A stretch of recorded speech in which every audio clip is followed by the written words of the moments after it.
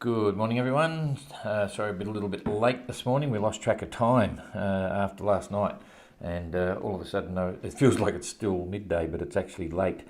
We slept in this morning when we started back very late. Got back very late this morning. It was good to see Captain Goog here in Hobart, Kingston. He's still there and planning to leave tomorrow midday-ish, which is it's 7 o'clock in the evening here now. So he'll be off somewhere around midday tomorrow. Anyway, we'll hopefully be out there when he leaves, and we'll give you the latest on that as it comes to reality. So right now, just go through the daily runs. Simon only made 59 nautical miles in the last 24 hours. Kirsten 139, so that's encouraging. And Abolish 159, tagging away there as we expected. Captain Goog 38 miles because he's on the anchor. It's not relevant. And Jeremy 102. Ian Herbert Jones 124. Elliot got through the big blow, did 77 in the last 24 hours. And Guy Waits, that's 82 or 62, 82, I think it is. Okay, so we'll get rid of that and let's see what's happening at the back end of the fleet. With Guy, it must have been 62 by the look of that.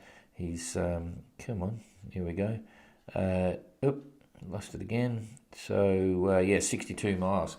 So, not much breeze there, that's pretty obvious, you can see. But he's heading in the right direction. And Elliot did okay. He's making 3.2 knots at the moment. That's that, excuse me, the remnants of the blow that's now passed through. And he's likely to get some pretty reasonable weather for the next 24 hours. So we'll just pull this through and see what they're going to get. Here we go. This high is moving rapidly to the east, and Elliot's going to get some more typical Southern Ocean stuff. So it's currently going to blow gently from the northwest. When I say gently, that's probably going to give him 20 knots, something like that. And then it'll roll across to the southwest pretty quickly after that. So if we come through to another day, here we go on the 5th, and wow, look at that. That's pretty impressive. That comes up pretty quick. That's a massive high pressure system. So very interesting indeed. That's quite impressive. So anyway, Guy will be happy. Elliot will be happy. It looks as if I'm going to toggle that back a bit here and just see how that progressed to him very quickly. So it looks as if that southwest that I said was nice and gentle is actually going to intensify pretty quickly. So there it is there. That's where he is now. So that's late tonight. And I'm just going to have a look at this. He's going to, get it quite strong. There's 20, 28, 30 knots, so it'll be gusting 40. Seas will be building. Fortunately, it'll start to intensify as it goes forward from there. Guy's okay at the back there, but that's, wow, look at that. These little issues that I talk about where they're really quite dangerous for the sea state. They can really give you a bad day. Anyway, it's going to form after Elliot, and then they'll have impacted with this big high. So that's okay. We'll just toggle this back and we'll look at what's happening here and see if this thing drops down below Ian Herbert Jones before it gets to him. So we'll bring this back to today's weather. And Ian plodding along. Come on, why is it not? Here we go. 5.7 knots, and it's doing some strange things. 124 nautical miles, and so not a lot of wind for him, but he's still making reasonable time, so that's okay. Jeremy doing 4.9 knots, 102 nautical miles in the last 24 hours. So we'll now just, I might be able to pick this up a bit and have both of them on. We have. And we'll see how this big thing moves. I'm going to toggle this. So there's, what is it? Oh, okay. I'm getting caught out here. I'm still a little bit dull by the sound of it. Here we go. Radio 1, 2. So here we come. This is around midnight tonight. So Ian will go slow, but then it's starting to pick up a little bit and he'll be sailing. So there's coming up to 24 hours time. Jeremy will slow up a bit. But no big surprises there at the moment. Coming through now, this breeze coming up from behind, so still pretty benign, pretty light and average. Coming into 2 days' time, here comes the big one, and this is looking interesting. First time I've seen this. So that's 48 hours from now. So 48 hours from now, I'll show you where Ian is likely to be. He'll probably do 180 miles, I'd say. So he's going to be around about here. Okay, so we'll just get rid of that, and I'll say he's going to be about where the cursor is at 2 days at this point. So Ian's there, the big blow's there. This is on the 5th. Jeepers, it won't toggle unless I hit that again. So he's back about here in 2 days' time on the 5th of January, and then we'll see where this is going to go. So this is coming up to day 3. So day 3, yeah, okay, so this is, that's it there, that's day 3. So by then Ian should be across about here somewhere. So at this stage it looks as if that big one's going to go underneath him, which is kind of convenient to say the least. So, and same with Jeremy. He won't get hit with that. The wind's going to be in the right direction for speed towards Hobart, so that's okay, but we will have a look. It's 3 days out, which is too far to predict. It could go anywhere in that time, but we'll certainly keep an eye on it, what's going to happen. So that's okay. Jeremy, you've seen that. Let's look at his possible ETA from where he is now into Hobart. That's about it there. So he's about 850 nautical miles. He's been pegging about 110 mile day average over the last week or so. So if he does 110 miles, he's going to be about 7 days, about a week. So a week from now, we may be looking at Jeremy coming into Hobart. And if we assume that, then we could say that Ian is approximately 670 miles behind, so that will probably relate to 5 and a bit days behind that. So within the next couple of weeks, they'll all be through Hobart.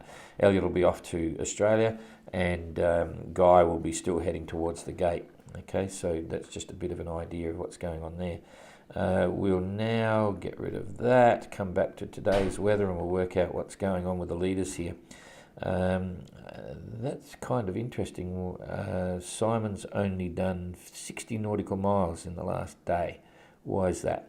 I haven't seen the tweets yet, but that sounds kind of strange because he looks as if he should have pretty reasonable times there. It's a little bit on the nose, but not too bad. So that's unusual. He's doing 6.9. Oh, I know what it was. Yeah, there was a bit of a holiday.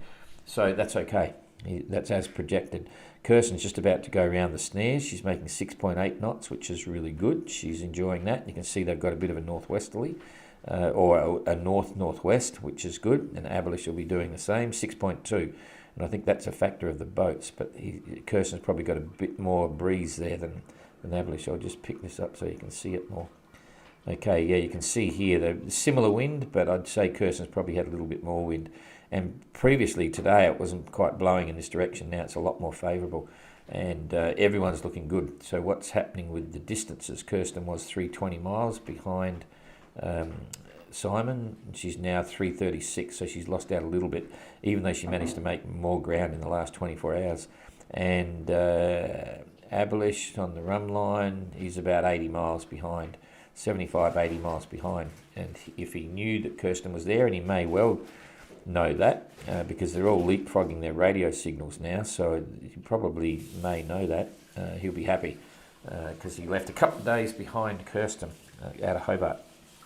Okay, so now what we'll do, we'll get rid of that and see what the forecast is going to look like for the next 48 hours for these guys. We'll just start bringing it through. There's not much wind in front of Kirsten there. Simon's got plenty of wind, and Kirsten's going to slow down. You can see here Simon's going to keep going fast, quite fast. So this is 1, 2, 3, 4, 5, 6, 7, 8, 9, 10, 11, 12, 13, 14, 15, 16, 17, 18, 19, 20. It's nearly a day. Oh, this is bad for Kirsten and stuff. So Abelish would have kept going, but for 24 hours, Kirsten's going to fall into a hole, and Simon's got more wind than he would really prefer. But it's on the beam there, and he's got a challenge. He's the bounty on us. He's got to leave that to starboard. But there's no question, Simon's got breeze, and both Abelish and Kirsten are going to sit for a bit. Kirsten's going to sit first. Abelish will keep coming down and probably get another 20 25 miles closer to Kirsten, and then they're going to lose out for 150 miles by the look of this very quickly. So I'm just going to decrease the size of this to see what this thing is here. It's it's part of a huge system here. You can see this is massive. I'll just go back. That is a massive high. Okay, that's a big one. This system, it's compressing up against the New Zealand coast.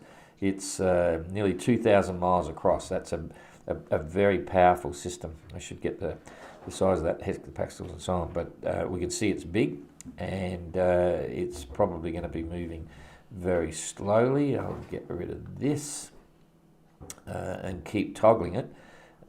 I'll just build this up one more step, so we now know that's a high. And the reason this wind, the high is just being compressed here. The isobar is being compressed by New Zealand sitting there, and then there's splitting, and it's causing a no-go zone here for the wind. Big hollow there, and that's going to trap Aberlich and Kirsten, but let's see for how long. That's about a day as it stands there now. 3, 4, 5, 6, 7, 8, 9, 10, 11, 12, 14, 15, oh jeepers, that's another 2 days. Aberlich and Kirsten are going nowhere for a couple of days. Simon's going to continue sailing, and he's got a great breeze there. His challenge will be that the breeze, even though it's quite strong, will be on the beam to get around the Bounty Islands. And this is going to go on for a while. This is going to play into Simon's hands very well. We're now coming up to 3 days ahead. So what you've got there is about 2.5 days of very light to confusing no wind for Kirsten and Aberlich. And that's probably could be worth up to 250 miles with Kirsten. So that 330, 340, you could see that extend out to about 550 in the next few days. Interesting. Okay, that's it.